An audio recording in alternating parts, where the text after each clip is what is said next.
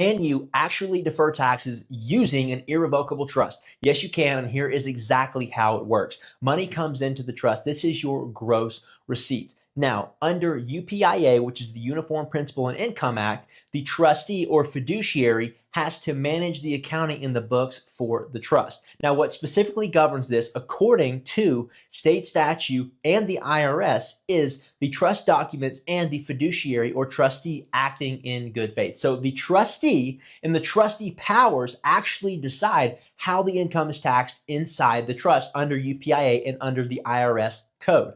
Now, the trustee decides that we have two buckets. Number one, we have our fiduciary accounting bucket. Number two, we have our principal and corpus bucket.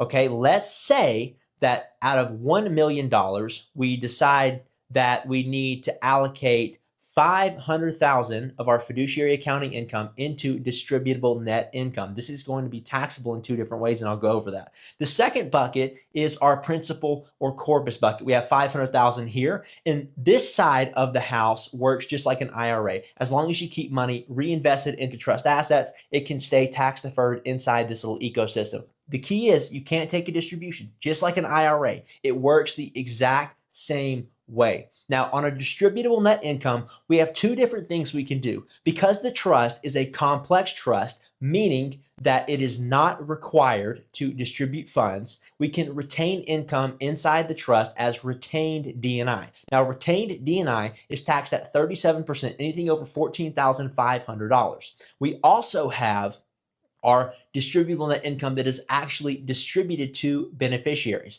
This will pass a K-1 to the beneficiary, and the beneficiary will be taxed in their respective tax bracket.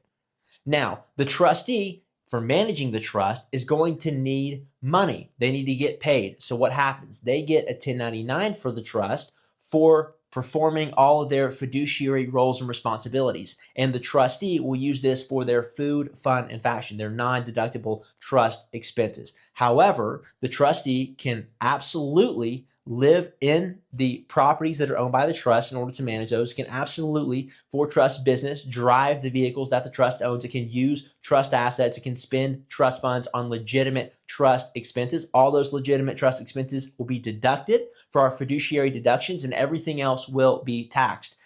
Now, that's how it works. It's really very simple. But it took our team of tax attorneys and CPAs decades to master this information. So you don't need to master it. You just need to let our team work for you. So if you want to learn how you can legally reduce your taxes using an irrevocable trust structure and defer them from year to year strategically, even in perpetuity,